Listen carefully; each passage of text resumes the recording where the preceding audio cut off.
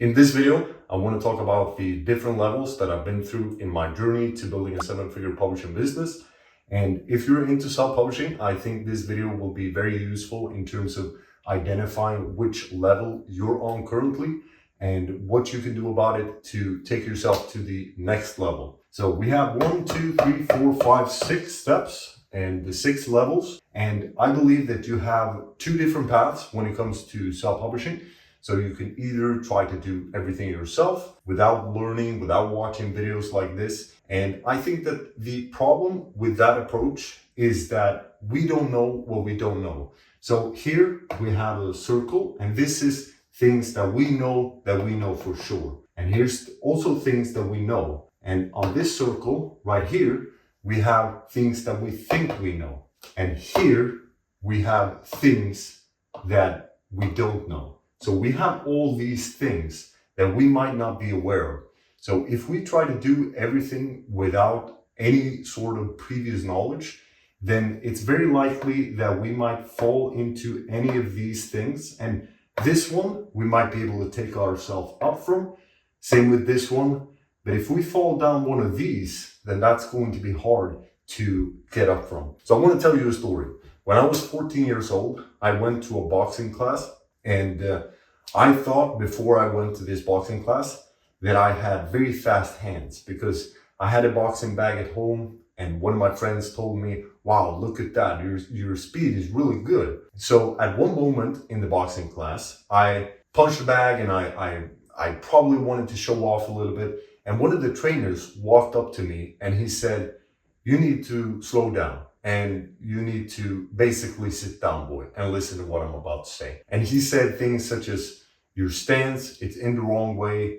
You're not extending your hands long enough. You're not twisting your hips. Your punches don't have any power. You need to keep your guard up in between the punches. Otherwise, if you're in a real fight, you're going to get punched and you're going to get knocked out probably. So he said all these things. And I remember I never went back to that gym class because my ego couldn't handle it. And I wasn't mature enough to see that he was trying to help me. And even if he was trying to put me in my place, this information that he gave me, it was still helpful. So I believe that our ego is one thing that will stand in our way when it comes to making progress in self-publishing or in any sort of business or endeavor. So what I needed to do, which I did later when I started with Thai boxing, is that I put my student hat on, and I realized that I don't know everything. And by doing that, I was able to unlock more potential within myself. So my goal with these videos is to help you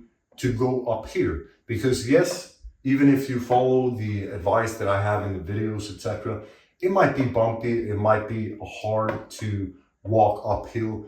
But eventually, even if you fall down one of these, you'll be able to pick yourself up. Because I've been through the journey. I've been publishing for 8.5 years. So I probably might be able to see things that you might not be able to see. So that is the goal with these videos, to help you speed up your journey, save you time, save you money. For example, I helped my friend who started in May 2023. And in December of 2023, he made $17,000, over $17,000.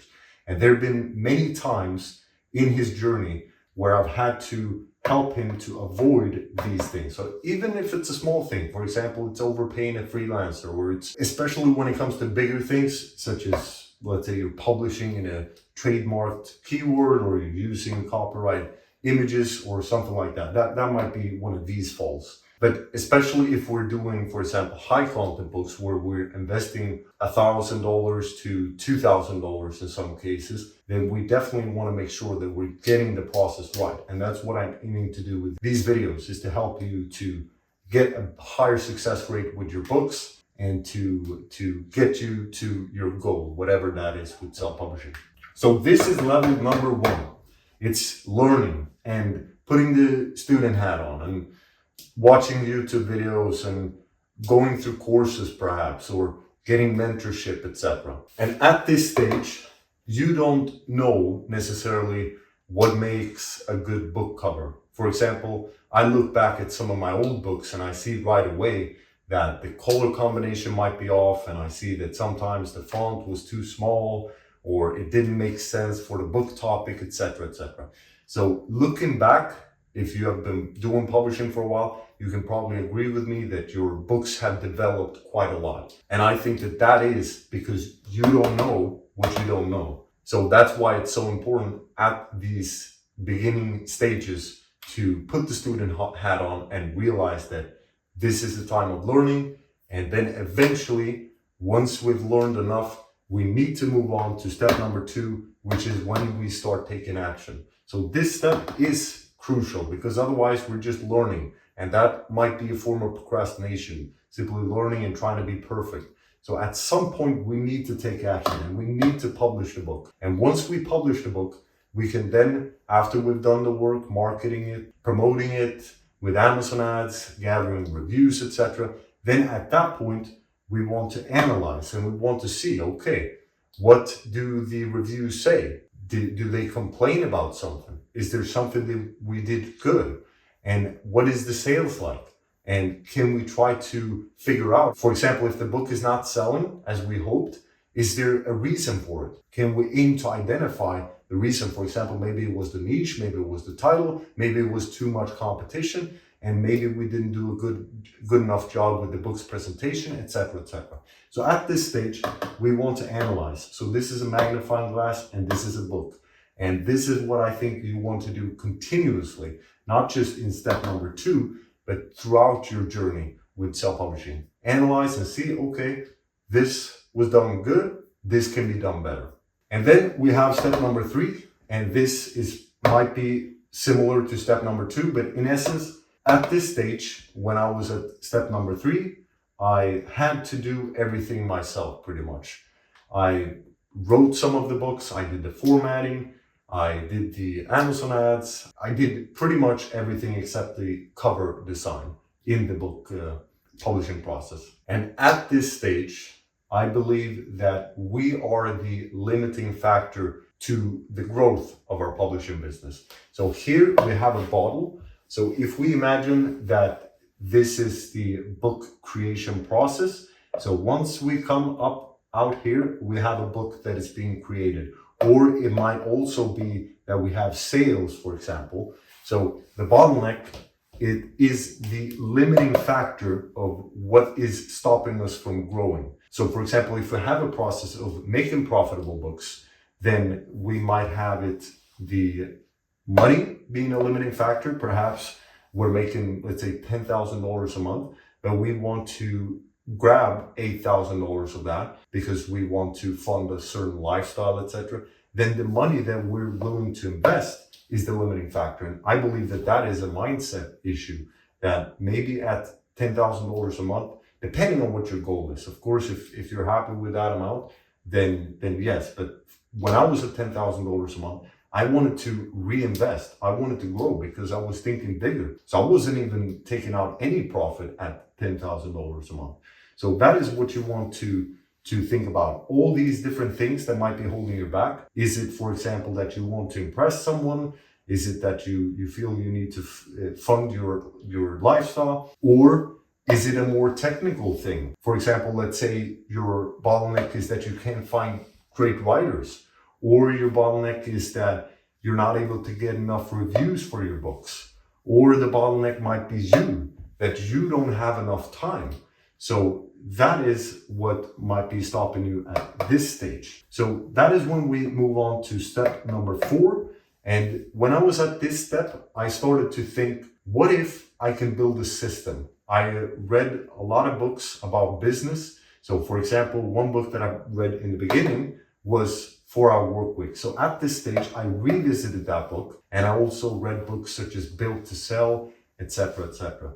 And all these books talk about building a system that can run without you, so you can produce value, or your books can generate sales as you are sleeping, for example. So you're able to generate value because your business is able to generate value, even if you're not working on the business or in the business. So this is more about working on the business instead of in the business. It's about setting up systems. So for example, one thing that I did at this stage was that I hired my editor full time so she could work with the writers directly, so I didn't have to be the middleman.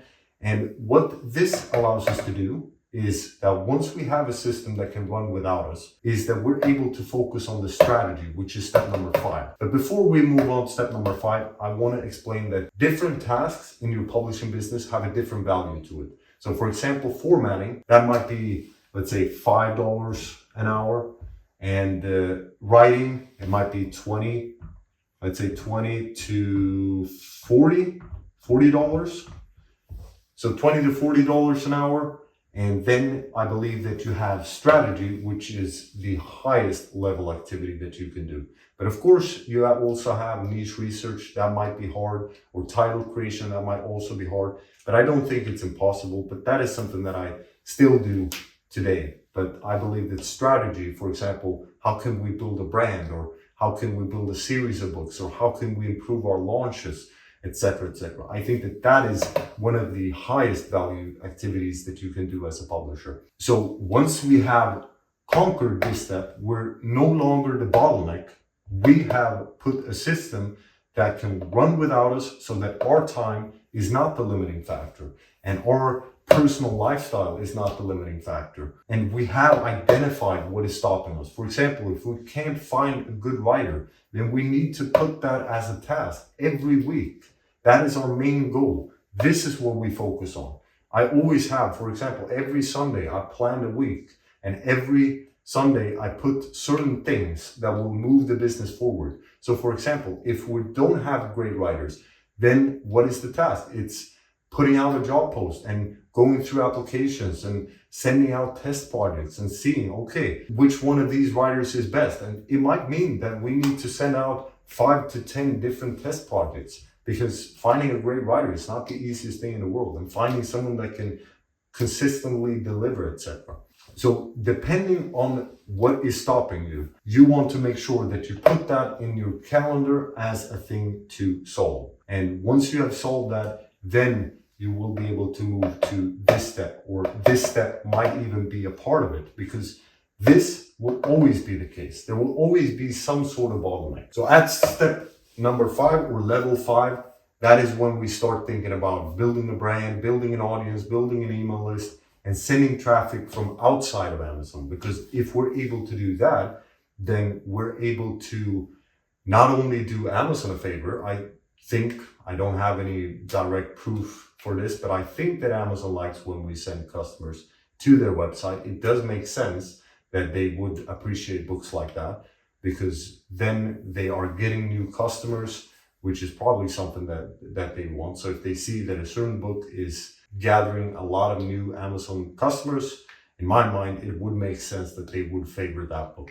But in any case, when you get more sales, you will get a higher ranking, and that will lead to higher rankings in the categories. It will lead to higher rankings in customer also bots, in search, of course. So you have many different ways of benefiting from that on the Amazon platform as well. So I have and will have more videos on building a brand and building an audience on this channel. So subscribe to the channel if you want more videos like that. And then next, I think that we move to this step. And this step is when we realize that there's always something that we can do better. Still, at this point, 8.5 years doing self-publishing, I realized that there's still things that I can improve upon, and I can still put the student hat on and learn. For example, this year, I named it the Year of Precision, Tactical Improvements, and Optimization. And what that means is that I want to look at everything, so I can, for example, increase the conversion rate on the books that I publish. And I want to make sure that the book's presentation is solid and the content inside the book is solid. Is there anything in the system that we can improve? For example, what happens if I put the editor and she proofs the guidelines? So she checks the guidelines, and because as she's working with the writer, she's able to pick up, for example, they are doing these certain types of mistakes. For example, let's say they're using British English instead of American English or something like that. So she's able to make sure that these things need to be highlighted in the guidelines. And by doing that, we are slowly increasing the quality, and we're slowly increasing the conversion rate and everything in terms of the brand as well. Because if you can increase the value of your books And if you can increase small details, I've had another video on this where if you make 1% improvement every day, by the end of the year, you will have the 37 times better. So things will compound, and that is one interesting thing. So I like the compounding graph, and maybe you've heard me talk about it before, but imagine that you roll a snowball. Then in the beginning, when you're rolling the snowball, it's very small, but as you roll it, it gets bigger and bigger and bigger, and more snow gets attached to it. So that is what happens. In the beginning, it's always slow like this, but then it goes up like this. And this is the same with making improvements. It's the same when you're building a brand, and when you are investing in your business and investing in your knowledge.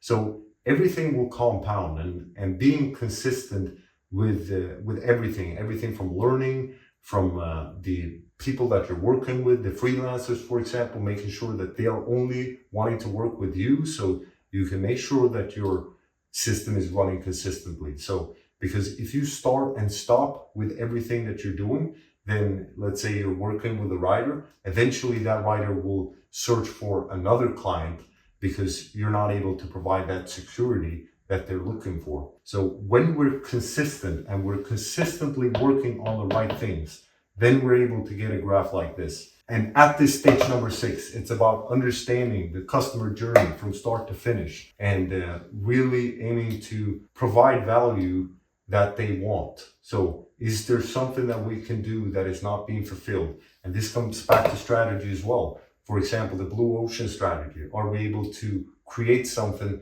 that doesn't exist, and that way dominate the market without even trying to dominate? So we can get all these fishes that are in our own palm, so to speak. So no one else is allowed to fish there. And that's what happens when we have an author page, when we have an email list. Other competitors are not able to access those email addresses or those followers on your author page, etc. So hopefully by watching this video, you're able to understand the different levels, and you're able to open your perspective, because that is what I aim to do with these videos, is to give you a new perspective.